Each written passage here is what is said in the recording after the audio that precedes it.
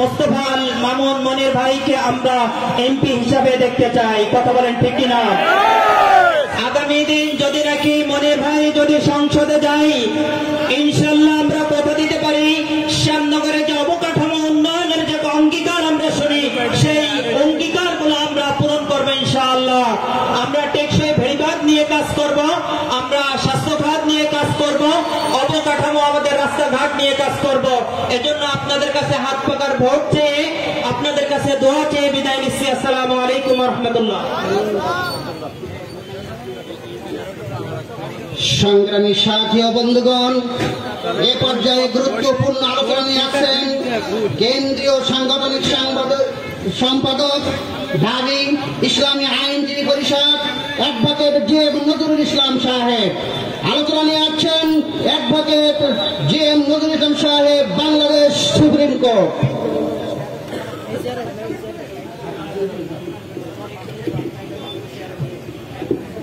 বিসমিল্লাহির রহমানির রহিম। শ্যামনগর থানা শাখা কর্তৃক আয়োজিত এই গণসমাবেশে সম্মানিত সভাপতি, উপস্থিত আছে প্রধান অতিথি, কেন্দ্রীয় জেলা ও থানা নেতৃবৃন্দ, উপস্থিত আছে শ্যামনগর থানার গণমানুষ যারা ইসলামী আন্দোলনকে ভালোবাসে, এদেশে ইসলামকে দেখতে চায়, ইসলামী শাসন ব্যবস্থা দেখতে চায়, এদেশে দুর্নীতি মুক্ত বাংলাদেশ দেখতে চায়। এই শ্যামনগর থানা হবে বাংলাদেশের ইতিহাসের আদর্শ এক মডেল থানা, যেখানে ইসলামী আন্দোলন বাংলাদেশের প্রতিটা মানুষের হৃদয়ে আছে।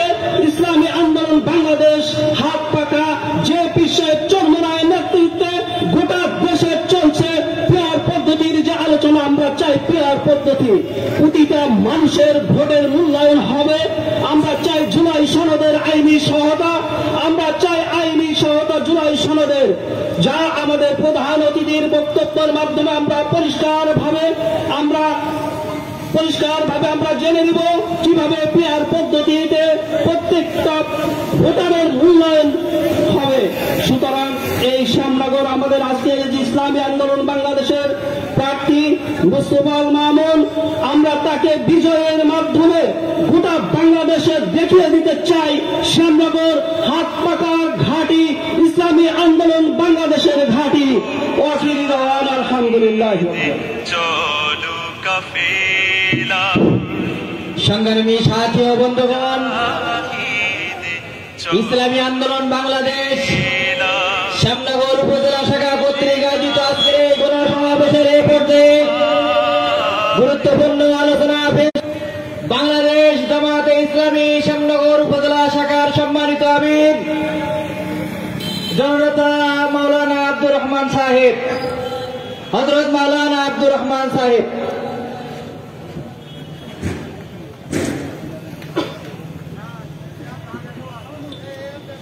السلام عليكم ورحمة الله وبركاته. وعليكم السلام. إن الحمد لله والصلاة والسلام على رسول الله وعلى آله وأصحابه وبارك وسلم. ইসলামী শাসনতন্ত্র আন্দোলন বাংলাদেশ শ্যামনগর উপজেলা শাখা কর্তৃক আয়োজিত আজকের এই গণসমাবেশের সম্মানিত সভাপতি হাফেজ মাওলানা আবুল হোসেন, সভাপতি ইসলামী আন্দোলন বাংলাদেশ শ্যামনগর উপজেলা শাখা, আজকের অনুষ্ঠানের সম্মানিত প্রধান অতিথি মাওলানা গাজী আতাউর রহমান, কেন্দ্রীয় যুগ্ম মহাসচিব ইসলামী আন্দোলন বাংলাদেশ, বিশেষ অতিথি মুফতি মোস্তফা কামাল, কেন্দ্রীয় সাংগঠনিক সম্পাদক খুলনা বিভাগ ইসলামী আন্দোলন বাংলাদেশ, মাওলানা আরিফুল ইসলাম, সেক্রেটারি ইসলামী আন্দোলন বাংলাদেশ ঢাকা মহানগর উত্তর, বিশেষ অতিথি সাতক্ষীরা 4 আসনে ইসলামী আন্দোলন বাংলাদেশের মনোনীত নমিনি আলাস এস.এম. মোস্তফা আল মামুন সহ ইসলামী আন্দোলনের সম্মানিত নেতৃবৃন্দ, উপস্থিত প্রিয় শ্যামনগরবাসী, আমাদের প্রিয় মাতৃভূমি বাংলাদেশ, এই বাংলাদেশের সর্ববৃহৎ উপজেলা শ্যামনগর, একটি অবহেলিত জনপদের নাম শ্যামনগর। সম্মানিত উপস্থিতি, জাতীয় আন্তর্জাতিক প্রেক্ষাপটে মুসলিম উম্মাহ আমাদের জাতীয় জীবনে একটি গুরুত্বপূর্ণ সময় আমরা পার করছি। স্বাধীনতা উত্তর বাংলাদেশে বিগত 54-55 বছরে ইসলামী আন্দোলন তৌহিদি জনতাকে কোণঠাসা করে রাখা হয়েছিল। 24-এর 5 আগস্টের যে বিপ্লব, এটি শুধু একটি সরকার পরিবর্তন ছিল না, এটি আধিপত্যবাদী শক্তির চরম পরাজয়ের মধ্য দিয়ে, দক্ষিণ ব্লকের ভারতীয় চরম পরাজয়ের মধ্য দিয়ে বাংলাদেশ তার আসল ঠিকানায় যাত্রা শুরু করেছে। সম্মানিত উপস্থিতি, আজকে বিশ্ববিদ্যালয়গুলো যেখানে বাংলাদেশের সবচেয়ে মেধাবী শিক্ষার্থীরা, আজকে তারা জাতিকে ডিকটেশন দিয়েছে, আগামী বাংলাদেশ হবে কোরআনের বাংলাদেশ, আগামী বাংলাদেশ শাসিত হবে কোরআন দিয়ে। সম্মানিত উপস্থিতি, আজকে এই সুযোগটি অনেক চোখের পানি, অনেক রক্ত সাগর পেরিয়ে আমাদের এখানে আসতে হয়েছে।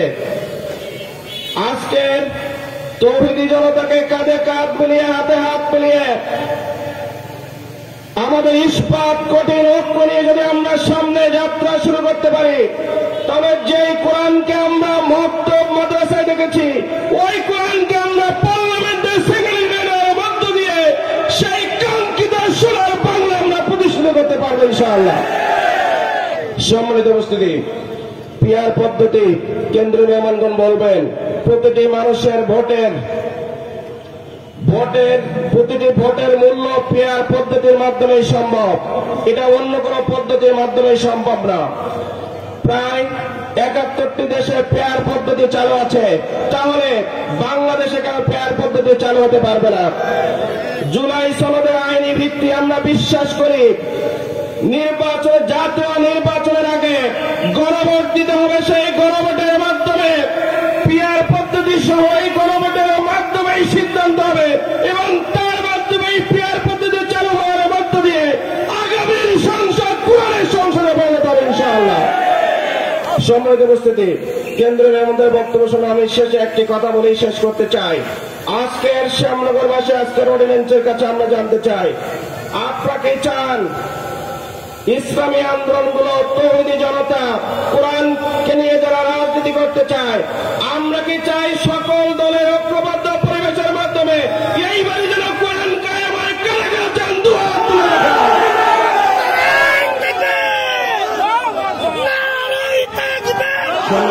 আমি কেন্দ্রীয় নেতৃবৃন্দকে অনুরোধ করব, সাধারণ মানুষের এই প্রত্যাশাকে আপনারা বাস্তবায়িত করবেন, সেই প্রত্যাশা রেখে সকলকে ধন্যবাদ জানিয়ে আমার কথা শেষ করছি। আসসালামু আলাইকুম ওয়া রাহমাতুল্লাহ।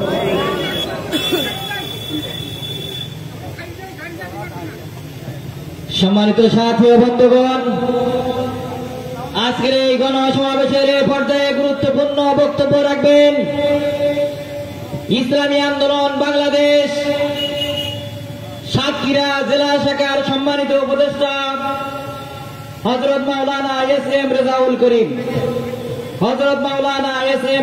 করিম।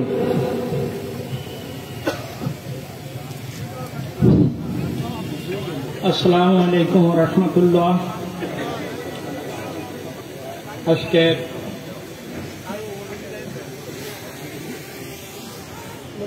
অনুষ্ঠানের সুযোগ্য সভাপতি, উপস্থিত আছেন প্রধান অতিথি, কেন্দ্রীয় জাতীয় নেতৃবৃন্দ, জেলা নেতৃবৃন্দ, উপস্থিত আছেন ইসলামী আন্দোলন বাংলাদেশ শ্যামনগর উপজেলা শাখা সহ ইউনিয়ন পর্যায়ে তৌহিদি জনতা। জাতীয় জীবনের এক ক্রান্তি লগ্নে আমরা উপনীত। যখন দেশের অর্থনৈতিক সংকট মারাত্মক আকার ধারণ করেছে, রাজনৈতিক বিশৃঙ্খলায় জনগণ হতাশ, শিক্ষাঙ্গনে চলছে নৈরাজ্যের বিভীষিকা, ঠিক সেই মুহূর্তে ইসলামী আন্দোলন বাংলাদেশ শ্যামনগর উপজেলা শাখা কর্তৃক আয়োজিত হচ্ছে আজকের এই অনুষ্ঠান। আজকে জাতীয় নেতৃবৃন্দ, কেন্দ্রীয় নেতৃবৃন্দ অনেক আছে আমাদের মাঝে। আমি শুধু একটি কথা আপনাদের কাছে বলতে চাই, ঈশ্বর চরণে হুজুর ডিক্লেয়ার দিয়েছেন, কোরআন সুন্নাহর আলো ঘরে ঘরে জ্বালো। আমরা শুধু আল কোরআনের আলো ঘরে ঘরে জ্বালবো না, কোরআন সুন্নাহর আলো ঘরে ঘরে জ্বালো।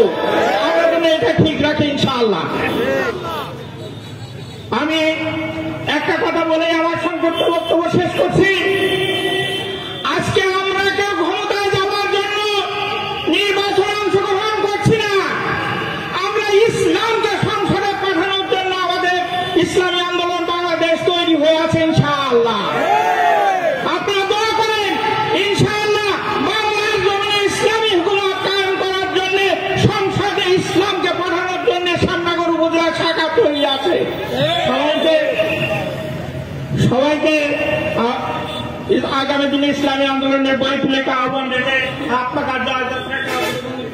আমার বক্তব্য শেষ করছি। সংগ্রামী সাথী ও বন্ধুগণ, সমাবেশের পর্যায়ে অত্যন্ত গুরুত্বপূর্ণ বক্তব্য নিয়ে আসছেন ইসলামী আন্দোলন বাংলাদেশ কেন্দ্রীয় কমিটির সম্মানিত সাংগঠনিক সম্পাদক খুলনা বিভাগ আলহাজ মুফতি মুস্তফা কামাল। নারায়ে তাকবীর, নারায়ে তাকবীর। ইসলামী আন্দোলন বাংলাদেশ জিন্দাবাদ জিন্দাবাদ। মুস্তফা কামাল সাহেবের আগমন শ্যামনগরবাসীর পক্ষ থেকে সারা বাংলায় শুনতে পাই। যেই নেতার জুড়ে নাই মার্কা কি আছে, মার্কা একই সাথে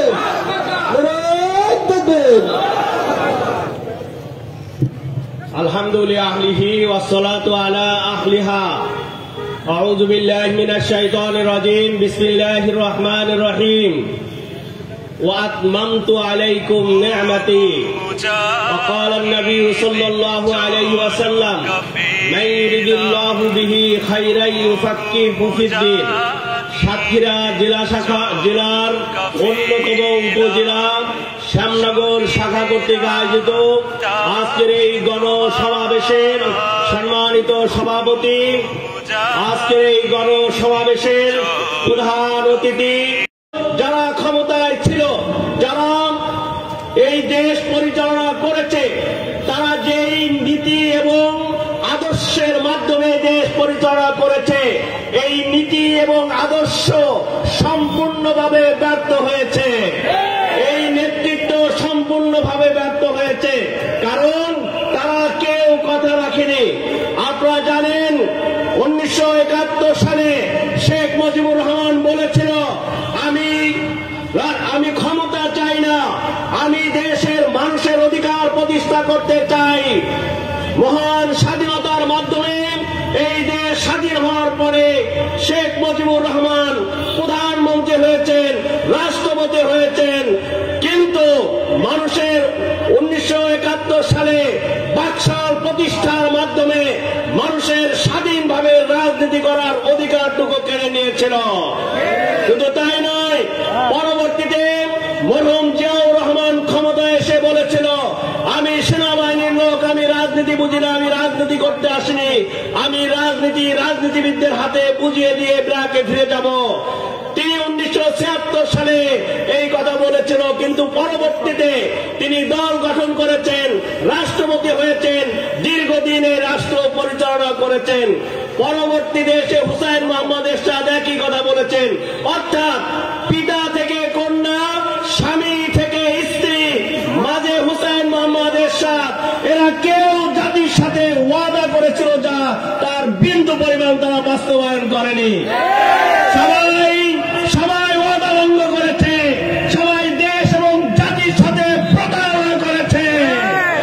আপনারা দেখেছেন এই 54 বছর এই প্রিয় মাতৃভূমি বাংলাদেশ যতটুকু এগিয়ে যাওয়ার কথা ছিল, উন্নতি অগ্রগতি সার্বিকভাবে যতটুকু এগিয়ে যাওয়ার যৌক্তিকতা বাস্তবতা ছিল, তার ধারে কাছেও আমরা যেতে পারিনি।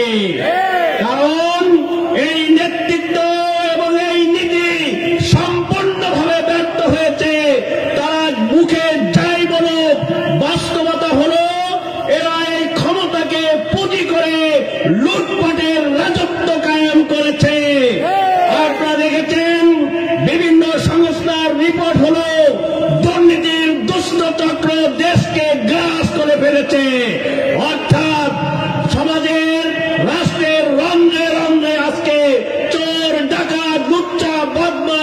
আজকে চেয়ে গেছে, তারা আজকে সব কিছু দখল করে বসে আছে। শুধু তাই নয়, আপনারা দেখেছেন পত্রপত্রিকার নিউজ ছিল সুইস ব্যাংকে বাংলাদেশিদের টাকার পাহাড়। তার মানে আমাদের এই দেশ এবং দেশের কল্যাণে রাষ্ট্রের যে বরাদ্দ ছিল তারা যথাযথভাবে কাজ না করে এই টাকা বিদেশে পাচার করেছে। আপনারা দেখেছেন বিভিন্ন পত্রপত্রিকায় রিপোর্ট এসেছে, একজন সাবেক ভূমিমন্ত্রী, তার প্রায় 1200-এর উপরে বিভিন্ন রাষ্ট্রে তার বাড়ি আছে। কিভাবে তারা লুটপাট করেছে?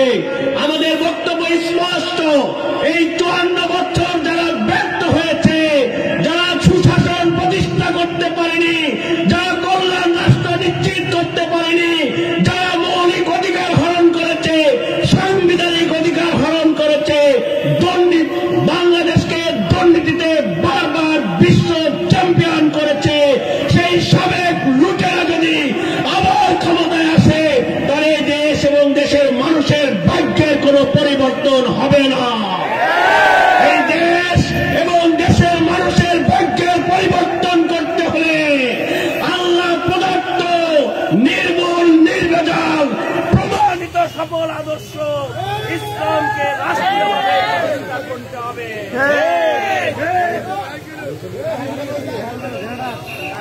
হ্যান্ডমাইকটা দেন, হ্যান্ডমাইকটা কই? হ্যান্ডমাইক বাজে বাজে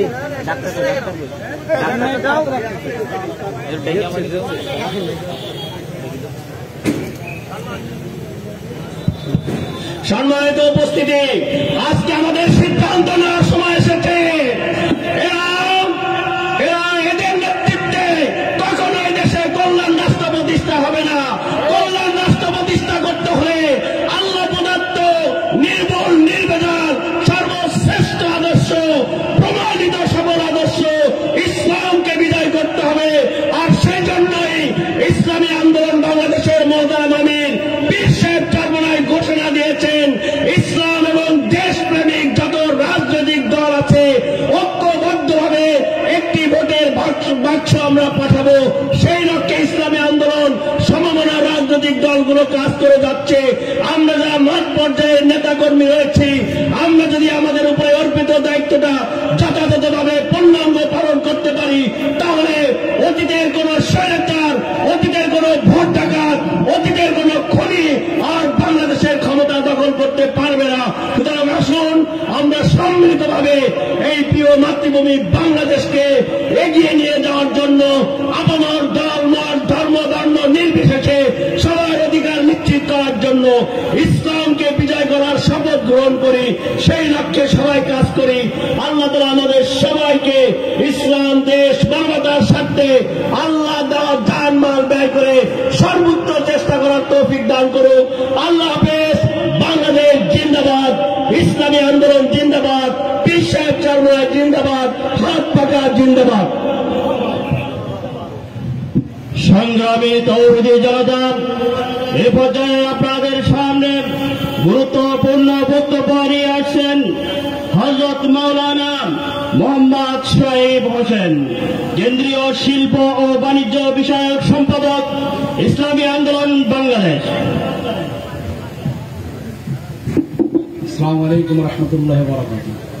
শ্যামনগর উপজেলা কর্তৃক আয়োজিত ইসলামী আন্দোলন বাংলাদেশের উদ্যোগে অনুষ্ঠিত আজকের এই গণজমায়েতের সংগ্রামী সভাপতি, উপস্থিত ইসলামী আন্দোলন বাংলাদেশের সংগ্রামী সিনিয়র যুগ্ম মহাসচিব, আন্দোলন বাংলাদেশের সংগ্রামী মুখপাত্র নন্দিত জননেতা জনাব মাওলানা গাজী আতাউর রহমান, উপস্থিত ইসলামী আন্দোলন বাংলাদেশের কেন্দ্রীয় সাংগঠনিক সম্পাদক খুলনা বিভাগ মুফতি মুস্তফা কামাল, উপস্থিত অত্র এলাকার মধ্যমণি জনাব মনির আহমদ, জাতীয় সংসদ পদপ্রার্থী অত্র আসনের সহ স্থানীয় নেতৃবৃন্দ, সাংবাদিক বন্ধুগণ, সভাপতি সংগ্রামী ভাই বন্ধুগণ, আমরা জানি এই শ্যামনগর উপজেলায় বাংলাদেশের বৃহত্তম উপজেলাগুলোর মধ্যে একটি অথচ আমরা এই অঞ্চলের মানুষ সদা সর্বদা অবহেলিত। সামান্য বর্ষাকালে বৃষ্টি হলেই আমাদের মাছের ঘেরগুলো ভেসে যায়, গরিব মানুষগুলো হাহাকার করে। অথচ এই মাছ রপ্তানি করে বাংলাদেশে হাজার হাজার কোটি টাকার আপনার ডলার আমদানি হয়, অথচ আমরা অবহেলিত। আমি মনির ভাইয়ের পক্ষ থেকে আপনাদের আশ্বস্ত করছি, ওনাকে আপনারা নির্বাচিত করলে এখানে অত্যাধুনিক মুভিং আপনার কোলেস্ট্রল নির্মাণ করা হবে, অর্থাৎ সেইটার মাধ্যমে যখন গেট থেকে মাছ উঠবে, যে মাছ লাফ দিবে, ওই লাফানো অবস্থায় ঢাকার এক্সপোর্ট জোন থেকে এক্সপোর্ট করা হবে, যেটা বাংলাদেশে এখনো পর্যন্ত হয়নি।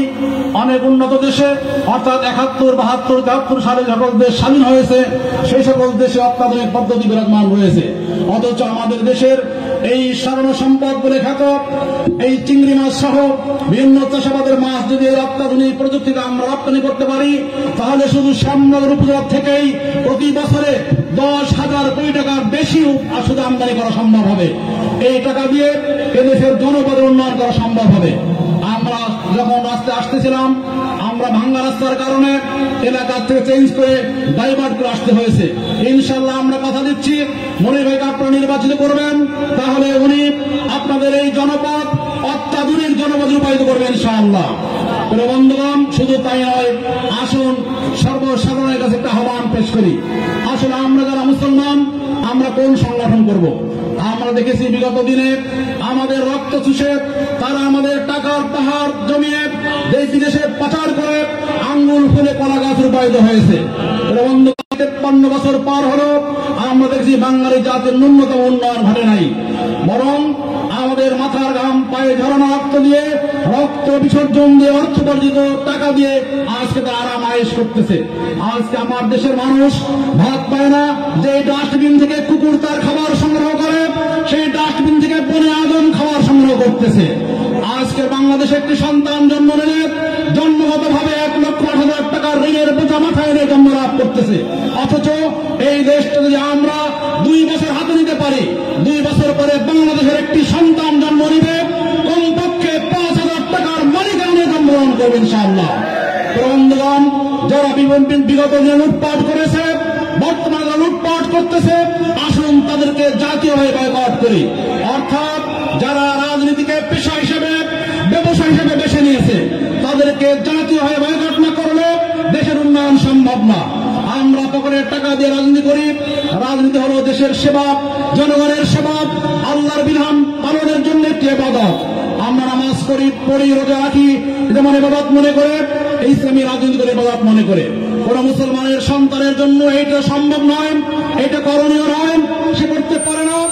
ইসলামী রাজনীতি পরিহার করে বস্তুবাদী রাজনীতির ছায়া ধরে সে দাঁড়াইতে পারে না। দাঁড়ানোর পরে কি হয়? তারা সন্ত্রাসী হয়, চাঁদাবাজ হয়, হিরেনখোর হয়, নেশাখোর হয়।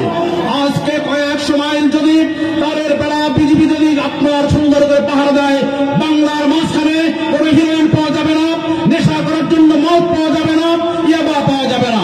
বর্ডার খুলে দিয়ে ইচ্ছাকৃতভাবে পলিটিক্স দ্বারা কি করে সারা বাংলাদেশে আনাচে কানাচে নেশার দ্রব্য ছড়িয়ে দিয়ে আমার যুব সমাজকে ধ্বংস করতেছে। আসুন আমরা কথা দিচ্ছি, আজকে সন্তানগুলো বিপদগামী হচ্ছে। ইসলামী আন্দোলন বাংলাদেশ ইসলামী শক্তি ক্ষমতায় গেলে এদেশের কোন সন্তান বিপদগামী হবে না, কোন ছাত্রের হাতে অস্ত্র যাবে না, ক্যাম্পাসগুলো সুস্থ শিক্ষার পরিবেশ গ্রহণ করবে, কোন ছাত্রের লাশ মাকে গ্রহণ করতে হবে না, কোন ছাত্রের লাশকে বাপের গ্রহণ করতে হবে না। আমরা দায়িত্ব নিয়ে কথা দিচ্ছি ইনশাআল্লাহ। আগামী দিনে আমাদেরকে নির্বাচিত করুন। ইসলামের পক্ষে দল, মত, জাতি, ধর্ম, বর্ণ নির্বিশেষে শান্তির জন্য, স্বাধীনতাকে অর্থবহ করার জন্য, লুটপাটকে ঠেকিয়ে দেওয়ার জন্য, চাঁদাবাজ, সন্ত্রাস, হাইজাকার দলীয়দেরকে ঠেকিয়ে দেওয়ার জন্য আসুন ইসলামের পক্ষে কোন জাগরণ গড়ে তুলি। তাহলে কোন পান দোকানদারের পান খেয়ে, চা দোকানদারের চা খেয়ে, সিগারেট খেয়ে কেউ দৌড় মারবে না, টাকা না দিয়ে ধমক দেওয়ার সুযোগ পাবে না। আজকের ওই চেরা চামুন্ডগুলো বড় ভাইদের নির্দেশ পালন করে আর চাঁদা তোলে, আমার গরিব দুঃখী ভাইদের রোজগার উপরে আঘাত করে। আসুন আমরা আগামী দিনে মনির ভাইকে নির্বাচিত করি। ওমা তৌফিক ইল্লা বিল্লাহ। আসসালামু আলাইকুম ওয়া রাহমাতুল্লাহ। সংগ্রামী সাথী ও বন্ধুগণ, এ পর্যায়ে গুরুত্বপূর্ণ আলোচনায় আছেন শ্যামনগর মাটি ও মানুষের প্রাণপ্রিয়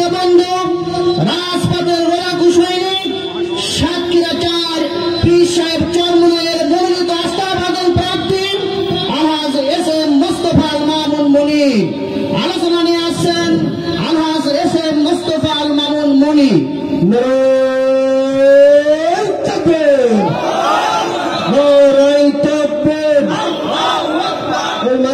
আছে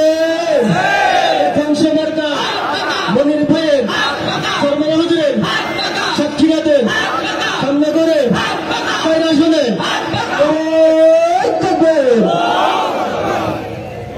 নাহমাদুহু সাল্লাল্লাহু রাসূলুল কারীম আম্মা বাদ আউযু বিল্লাহি মিনাশ শাইতানির রাজীম বিসমিল্লাহির রহমানির রহিম আসসালামু আলাইকুম ওয়া রাহমাতুল্লাহি ওয়া বারাকাতুহু। সম্মানীয় উপস্থিতি, পরিদিনী রাষ্ট্র সংস্কার, গণহত্যার দৃশ্যমান বিচার ও পিআর পদ্ধতিতে জাতীয় নির্বাচনের দাবিতে ইসলামী আন্দোলন বাংলাদেশ শ্যামনগর উপজেলা শাখা কর্তৃক আয়োজিত আজকের এই বিশাল গণসমাবেশের সম্মানিত সভাপতি, উপস্থিত আছেন আজকের এই গণসমাবেশের প্রধান অতিথি ইসলামী আন্দোলন বাংলাদেশের কেন্দ্রীয় সিনিয়র যুগ্ম মহাসচিব ও দলের মুখপাত্র জননেতা ছাত্র জননেতা মাওলানা গাজী আতাউর রহমান। উপস্থিত আছেন আজকের এই গণসমাবেশের সম্মানিত বিশেষ অতিথি ইসলামী আন্দোলন বাংলাদেশের কেন্দ্রীয় শিল্প বাণিজ্য বিষয়ক সম্পাদক মাওলানা শোয়েব হোসেন ভাই। উপস্থিত আছেন আজকের এই গণসমাবেশের ইসলামী আন্দোলন বাংলাদেশের কেন্দ্রীয় খুলনা বিভাগীয় সাংগঠনিক সম্পাদক আলহাজ মুফতি মোস্তফা কামাল ভাই। উপস্থিত আছেন ইসলামী আন্দোলন সহ বিভিন্ন রাজনৈতিক দলের নেতৃত্ববৃন্দ, হযরত ওলামায়ে কেরাম, সাংবাদিক বন্ধুগণ, আইন শৃঙ্খলা বাহিনীর সদস্যবৃন্দ ও আমার শ্যামনগর বিভিন্ন প্রান্ত থেকে আগত সহকর্মী, সহযোদ্ধা ও তৌহিদি জনতা। ইসলামী আন্দোলন বাংলাদেশের সম্মানিত আমির পীর সাহেব চরমনের পক্ষ থেকে সবাইকে জানাই বিপ্লবী সালাম ও আন্তরিক শুভেচ্ছা। আমার প্রিয় বন্ধুগণ, আজ আমি আপনাদের সামনে দাঁড়িয়ে একজন দায়িত্ববান নাগরিক, একজন সচেতন কর্মী, একজন সংসদ সদস্য পদপ্রার্থী হিসেবে আমি চাই নেতা নয় সেবক হতে। ইসলামী আন্দোলন বাংলাদেশের এই মনোনীত প্রার্থী হিসেবে শান্তির প্রতীক হাত পা খামারকে নিয়ে আপনাদের সামনে দাঁড়িয়েছি। ইসলাম দেশ এবং মানবতার কল্যাণে কাজ করার প্রতিশ্রুতি দান করছি। কারণ এই দেশ, এই এলাকা, এই জনগণ আমার কাছে কেবল ভোটারের সংখ্যায় নয়, আমার পরিবারের মতো আমার অস্তিত্বের একটা অংশ। আমার প্রিয় শ্যামনগরবাসী, আমি এমন এক জায়গায় দাঁড়িয়ে আপনাদের সামনে কথা বলছি যে জায়গায় আজ আমাদের কাছে বিধ্বস্ত জনপদের মতো দেখাচ্ছে। 2 দিন আগেও দেখলে দেখতেন এই প্লেয়ার থেকে জায়গা ছিল না, ওই গাছের থেকে আরো 15 ফিট এই জায়গাটা ছিল মানুষের ব্যবসা বাণিজ্যের একটা আবাস স্থান। সরকার সরকারি জমি অধিগ্রহণ করতেই পারেন।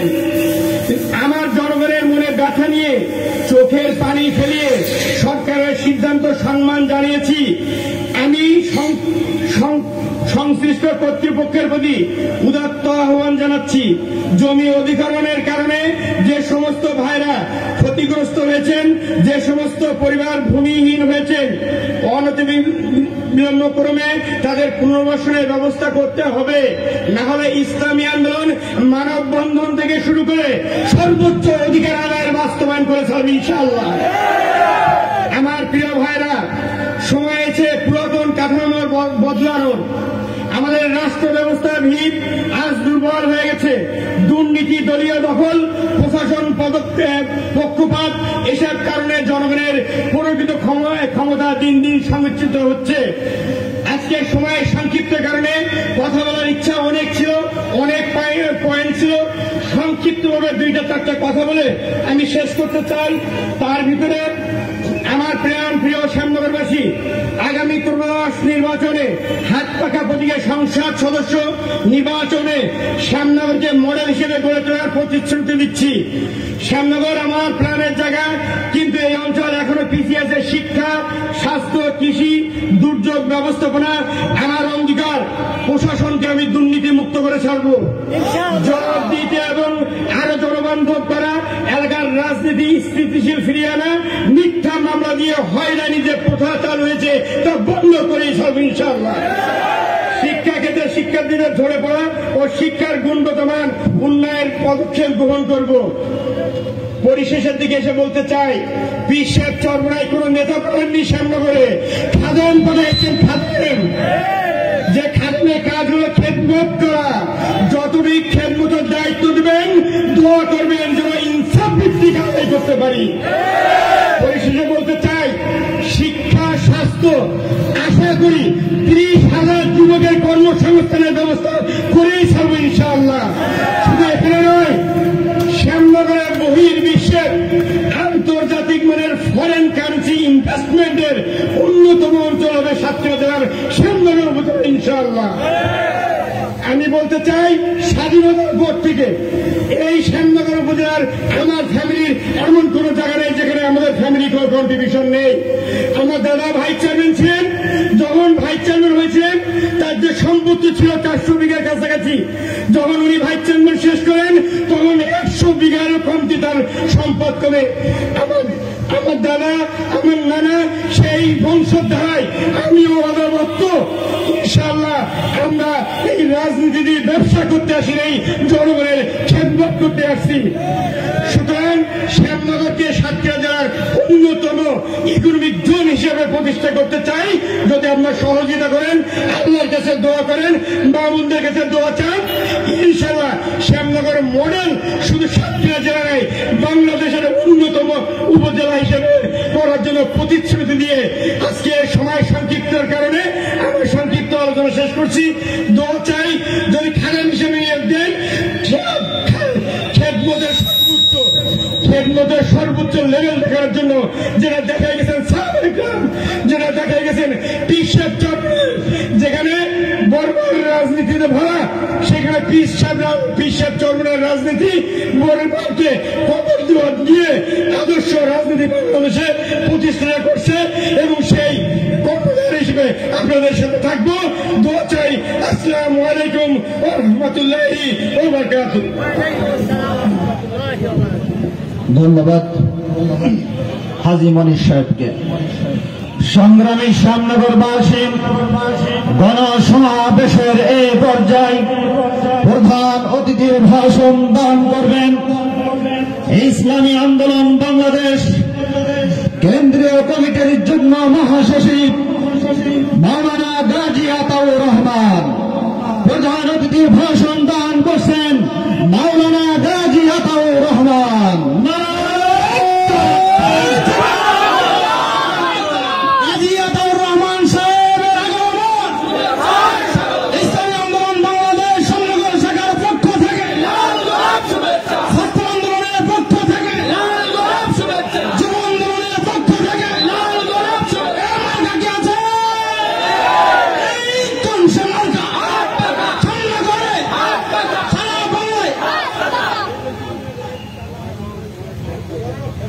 আসসালামু আলাইকুম ওয়া রাহমাতুল্লাহি ওয়া বারাকাতুহু। নাহমাদুহু ওয়া নুসাল্লি আলা রাসূলিল কারীম, আম্মা বা'দ। ফাআউযু বিল্লাহি মিনাশ শাইতানির রাজীম। বিসমিল্লাহির রহমানির রহিম। তাআওয়ানু আলাল বিররি ওয়াত তাকওয়া ওয়া লা তাআওয়ানু আলাল ইসমি ওয়াল উদওয়ান। সাদাকাল্লাহুল আযীম। ইসলামী আন্দোলন বাংলাদেশ সাতক্ষীরা জেলার আওতাধীন শ্যামনগর উপজেলা শাখা কর্তৃক আয়োজিত আজকের এই বিশাল গণসমাবেশের সংগ্রামী সভাপতি, আজকের এই গণসমাবেশের বিশেষ অতিথি ইসলামী আন্দোলন বাংলাদেশের কেন্দ্রীয় শিল্প ও বাণিজ্য বিষয়ক সম্পাদক মাওলানা সোহাইব হোসেন, বিশেষ অতিথি হিসেবে উপস্থিত আছেন ইসলামী আন্দোলন বাংলাদেশের কেন্দ্রীয় খুলনা বিভাগীয় সাংগঠনিক সম্পাদক মুফতি মুস্তফা কামাল। আজকের এই অনুষ্ঠানের অন্যতম আকর্ষণ শ্যামনগরের গণমানুষের প্রিয় নেতা ইসলামী আন্দোলন বাংলাদেশের সাতক্ষীরা 4 আসনের আসন্ন সংসদ সদস্য পদপ্রার্থী জননেতা এস.এম. মোস্তফা আল মামুন হাজী মনির উপস্থিত সাতক্ষীরা জেলা শাখার নেতৃবৃন্দ, শ্যামনগর থানা শাখার নেতৃবৃন্দ, আমাদের অন্যান্য সহযোগী সংগঠনের নেতৃবৃন্দ, শ্যামনগরের আমাদের বন্ধু প্রতিম অন্যান্য রাজনৈতিক সংগঠনের নেতৃবৃন্দ, সাংবাদিক বন্ধুগণ ও দেশপ্রেমিক আমার ভাইয়েরা, আমি শুরুতেই ধন্যবাদ জানাতে চাই, গভীর শ্রদ্ধার সাথে স্মরণ করি যাদের ত্যাগের বিনিময়ে, যাদের রক্তের বিনিময়ে, যাদের জীবনের বিনিময়ে আজকে আমরা মুক্ত স্বাধীনভাবে কথা বলতে পারছি। আমরা আজকে যারা মুক্ত স্বাধীনভাবে রাজনৈতিক কর্মসূচি পালন করতে পারছি, আমরা আমাদের মুখের ভাষা, আমাদের প্রাণের ভাষা আমরা আজকে উন্মুক্তভাবে প্রকাশ করতে পারছি। সেই দামাল ছেলেদেরকে আমরা স্মরণ করছি জুলাই বিপ্লবে শাহাদাত বরণকারী যোদ্ধাদের, আহতদের, এবং পাশাপাশি বিগত ফ্যাসিবাদী শাসন আমলে যারা যেভাবে নির্যাতিত হয়েছেন, জুলুমের শিকার হয়েছেন, কারারুদ্ধ হয়েছেন, দেশান্তরিত হয়েছেন, সকলের প্রতি আমরা শ্রদ্ধা জানাই। বন্ধুগণ, আমরা আজকে একটি পরিবর্তিত পরিস্থিতিতে নতুন বাংলাদেশের স্বপ্নে আমরা আজকে ইসলামী শক্তিগুলো ঐক্যবদ্ধভাবে আগামী জাতীয় নির্বাচনে অংশ নেয়ার অভূতপূর্ব একটি কর্মযজ্ঞের দিকে অগ্রসর হচ্ছে ইনশাআল্লাহ। বন্ধুগণ, বাংলাদেশের জাতীয় জীবনে, আমাদের জাতীয় জীবনের একটি উল্লেখযোগ্য ঘটনা ছিল 5ই আগস্টের অভ্যুত্থান। 1971 স্বাধীনতা পরবর্তী এত বড় ঘটনা আমাদের জাতীয় জীবনে ঘটে নাই। আমাদের দীর্ঘদিনের জুলুম, নির্যাতন, শোষণ, নিপীড়ন এবং স্বৈর শাসনের কবল থেকে আমরা মুক্ত হওয়ার জন্য ঐক্যবদ্ধভাবে আন্দোলনের মধ্য দিয়ে আমরা 5ই আগস্ট অভ্যুত্থান ঘটিয়েছিলাম। এটা শুধু বাংলাদেশেই নয়, বরং বিশ্বের ইতিহাসে অনেকটা বিরল ঘটনা। কারণ হল, বিশ্বের দেশে দেশে অভ্যুত্থান হয়, আন্দোলন হয়, সরকারের পতন হয়, কিন্তু সরকার প্রধান সহ সরকারের সকল মন্ত্রী পরিষদের সকল সদস্য, সকল পার্লামেন্ট মেম্বার, দলের টপ টু বটম সকল নেতাকর্মী একযোগে দেশ থেকে পালিয়ে যায় অথবা দেশে বিভিন্ন জায়গায় আত্মগোপন করে ফেলে। এমন ঘটনা বিশ্বের ইতিহাসে বিরল। শুধু তাই নয়, হাইকোর্টের, সুপ্রিম কোর্টের প্রধান বিচারপতিও দেশ ছেড়েছেন। আমাদের বাংলাদেশ ব্যাংকের গভর্নর, তিনিও দেশ ছেড়েছেন। এমনকি আমরা যতটুকু জানি, দলীয় কারণে, দলীয় বিভিন্ন কর্মসূচি বাস্তবায়নে যখন বাংলাদেশের প্রধান মসজিদ বাইতুল মোকাররম, এই মসজিদের খতিব, তিনি নিজেকে অপরাধী মনে করে তিনিও আত্মগোপনে চলে গিয়েছিলেন। এটা আমাদের জন্য দুর্ভাগ্যের বিষয়। তো এই যে একটি ঐতিহাসিক ঘটনা, এই ঐতিহাসিক ঘটনার মধ্য দিয়ে আমরা ভেবেছিলাম আমরা নতুন যুগ ফিরে পাব, আমরা নতুন দেশ পাব, আমরা নতুন রাজনীতি পাব, আমরা নতুন অর্থনীতি পাব। কিন্তু 5ই আগস্টের পর দুর্ভাগ্যজনকভাবে আমরা কি দেখতে পেলাম? আমরা দেখতে পেলাম অতীতে যেমন দুঃশাসন হয়েছে, দুর্নীতি হয়েছে, চাঁদাবাজি হয়েছে এবং মিথ্যা মামলা হয়েছে, হয়রানি হয়েছে, 5ই আগস্টের পর এর তেমন কোনো পরিবর্তন হয় নাই। বরং আমরা যেটা প্রত্যাশা করেছিলাম যে সমস্ত রাজনৈতিক দলগুলো অতীতে ক্ষমতায় ছিল মনে হয় তাদের চরিত্রের পরিবর্তন হয়েছে, তারা মনে হয় অতীত থেকে শিক্ষা নিয়েছে, তারা মনে হয় এই অভ্যুত্থান থেকে শিক্ষা নিয়েছে। কিন্তু অবাক বিস্ময়ে আমরা দেখলাম যে তারা কোনো শিক্ষা গ্রহণ করে নাই, তাদের কোনো পরিবর্তন হয় নাই, বরং তারা অতীতে যা করেছিল 5 আগস্টের পরে তাই আবার করা শুরু করল, বেপরোয়া হয়ে গেল। আমরা শুধু দেখলাম শোষণের হাত পরিবর্তন হয়েছে, চাঁদাবাজির হাত পরিবর্তন হয়েছে, দুর্নীতির হাত পরিবর্তন হয়েছে। দুর্নীতি আছে জায়গা মতো, চাঁদাবাজিও আছে, শোষণ নির্যাতনও আছে, মামলাবাজিও আছে, সবকিছুই আছে। পরিবর্তন কেন হয় নাই? পরিবর্তন না হওয়ার কারণ হলো আমাদের যেই রাজনীতিগুলো আছে, যারা বিগত দিনে দেশ শাসন করেছিল, তারা আসলে নৈতিকভাবে আদর্শিকভাবে আসলে দেশকে পুনর্গঠনের জন্য, দেশের মানুষের মুক্তির জন্য, দেশের উন্নয়নের জন্য তারা কাজ করে না। তাদের একটা কাজ, একটা ধান্দা, সেটা হলো লুটপাট করে কিভাবে সম্পদ সঞ্চয় করা যায়, কিভাবে টাকা কামানো যায়, সেটা বৈধ পথে হোক অবৈধ পথে হোক, টাকা কামানো, লুটপাট করা, মানুষকে হয়রানি করা, এটাই হলো তাদের মূল মিশন, মূল ভিশন। যে কারণে 5 আগস্টের পরে আমরা আসলে অনেকটাই হতাশার মধ্যে ছিলাম, কিন্তু আল্লাহর মেহেরবানি মানুষের মধ্যে কিন্তু পরিবর্তনের জাগরণ তৈরি হয়ে গেছে। আমাদের মধ্যে সাময়িক একটু হতাশা ছিল যে দেশ কিভাবে পুনর্গঠন হবে, কিন্তু আল্লাহর মেহেরবানি মানুষ বিকল্প শক্তি হিসাবে ইসলামী শক্তির পেছনে কাটার বন্দী হয়ে গেছে। আমাদের নেতা পীর সাহেব চরমরাই অবস্থার নাজুকতা দেখে তিনি ঘোষণা দিলেন আগামী নির্বাচনে ইসলামপন্থীদের বাক্স হবে একটা, ইসলামপন্থীরা ঐক্যবদ্ধ হবে। কারণ হলো অতীতে যারা দেশ শাসন করেছে তারা অতীতে যেমন ব্যর্থ ছিল, তারা সামনেও ব্যর্থতার পরিচয় দিবে। আমরা বারবার এই দেশকে আমরা ব্যর্থ হতে দেব না। মানুষের মধ্যে জুলাই অভ্যুত্থান, জুলাই বিপ্লবের মধ্য দিয়ে যে প্রত্যাশা জেগেছে, এই প্রত্যাশাকে আমরা হত্যা করতে দেব না, জুলাইয়ের চেতনাকে আমরা হত্যা করতে দেব না। আরেকটি বিষয় হলো জুলাইয়ের বৈষম্য বিরোধী আন্দোলন হয়েছে।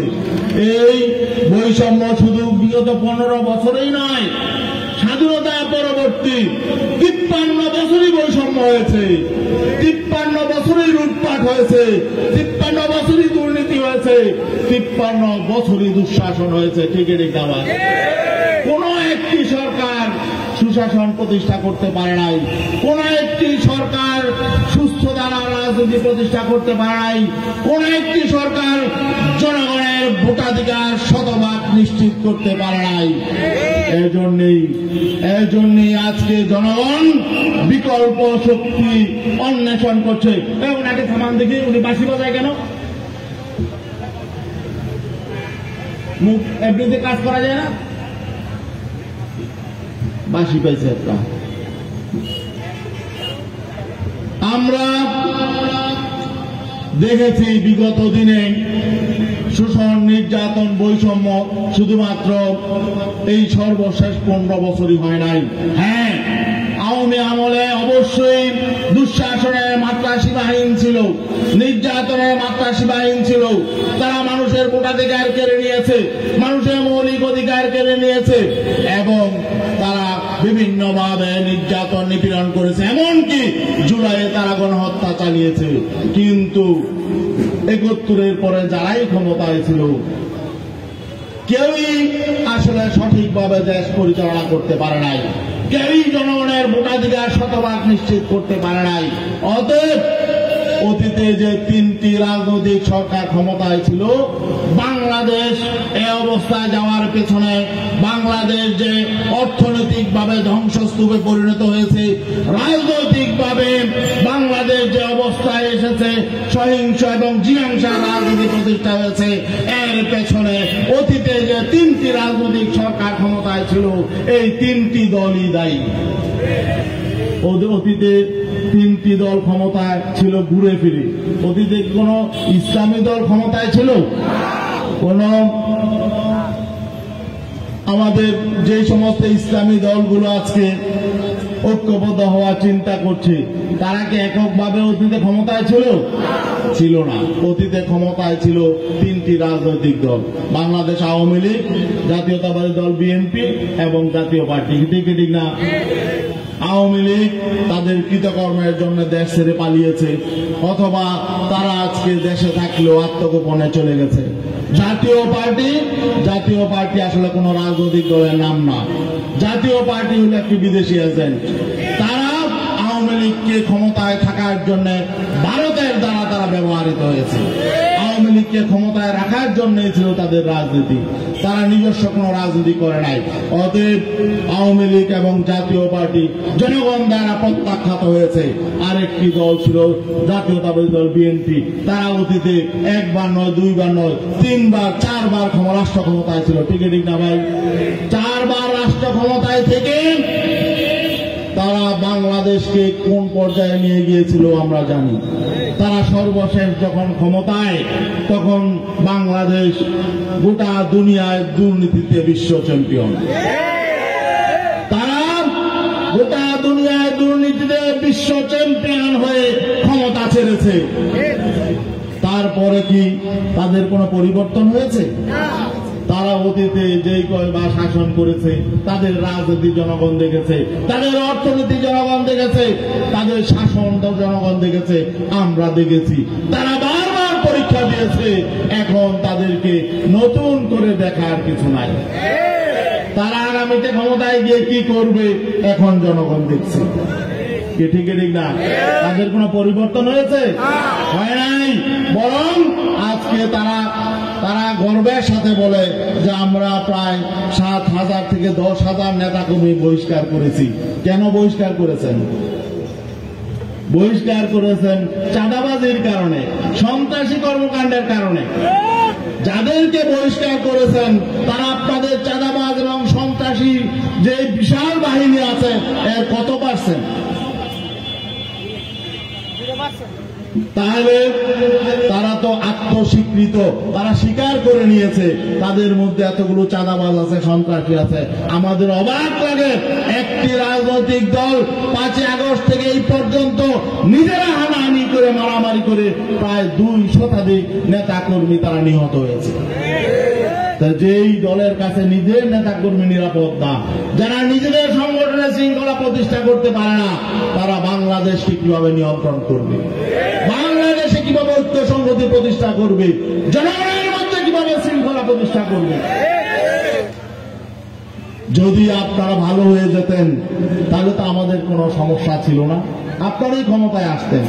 এখন আমরা যখন সব ইসলামী সংগঠন ঐক্যবদ্ধ হচ্ছি, তখন তারা বলে আমরা নাকি তাদের বিরুদ্ধে ষড়যন্ত্র করছি।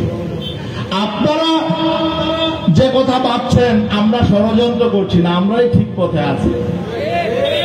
আমরা ষড়যন্ত্র করতে যাবো কেন? আমরা নির্বাচন করব এবং নির্বাচনে আমরা বিজয়ী হব ইনশাআল্লাহ। আর আপনারা যতই ষড়যন্ত্র করেন এই জনগণকে ঠেকাতে পারবেন না ইনশাআল্লাহ। এখন আমাদেরকে ষড়যন্ত্রকারী কেন বলছে? কারণ হলো আমরা যখন বিচ্ছিন্ন ছিলাম তখন তাদের জন্য খুব ভালো সুবিধা ছিল। এখন আমরা যখন ঐক্যের কথা বলেছি, আমরা যখন নির্বাচনে এক বাক্সের কথা বলেছি এবং জনগণ যখন এটাকে সমর্থন করছে, জনগণ যখন এই ইসলামী শক্তির পেছনে কাতারবন্দি হচ্ছে এবং একটি নীরব ভোট বিপ্লবের যখন সম্ভাবনা দেখা দিয়েছে, তখন তাদের মাথা গরম হয়ে গেছে। জনগণ আর বোকা নেই, আর বারবার প্রতারিত হবে না। আমরা বহুবার প্রতারিত হয়েছি। আমরা দেশবাসীকে বলতে চাই, বিশেষ করে এই সাতক্ষীরার মানুষ, এর মধ্যে ইসলামের প্রেম বেশি, ভালোবাসা বেশি। অতীতে আমরা দেখে এসেছি এটা ইসলামী শক্তির ঘাঁটি। ইনশাআল্লাহ আগামীতে শুধু শ্যামনগর নয়, সাতক্ষীরার 4টে আসনে ইসলামপন্থীদের দখলে যাবে ইনশাআল্লাহ। ঐক্যবদ্ধ থাকবো। আমাদের এখানে হাত পাকা প্রার্থী মুস্তফা আল মামুন হাজী মনির, আমরা তাকে ঘোষণা করেছি, কিন্তু চূড়ান্তভাবে আমাদের সিদ্ধান্ত হবে ইসলামী দলগুলো ঐক্যবদ্ধ নির্বাচনে আসবে। সেখানে যদি মামুন ক্যান্ডিডেট হয়, সকল ইসলামী শক্তি, এখানে জামাতের আমির এখানে ছিলেন, তার সাথে আমি বলেছি, উনিও বলেছেন ঐক্যবদ্ধভাবে যাই আসুক আমরা ইনশাআল্লাহ কাজ করব। যদি এখানে জামাতের ক্যান্ডিডেট আসে, চূড়ান্তভাবে সিদ্ধান্ত হয়, আমরাও তাদের পক্ষে কাজ করব। অতএব আমাদের বিজয় ইনশাআল্লাহ কেউ ঠেকাতে পারবে না। এটা শুধু এই শ্যামনগর বা সাতক্ষীরার অবস্থা নয়, গোটা বাংলাদেশে একই অবস্থা। ইসলামপন্থী শক্তির পেছনে দেশপ্রেমিক সকল শক্তি ঐক্যবদ্ধ হয়েছে। মানুষ আর চাঁদাবাজ, সন্ত্রাসী, দুর্নীতিবাজদের দেখতে চায় না। আগামীতে মানুষ বিকল্প শক্তির যে সন্ধান করছে, বিকল্প শক্তি মানুষের সামনে উপস্থিত হয়ে গেছে। বিকল্প শক্তি হল ইসলামী শক্তি।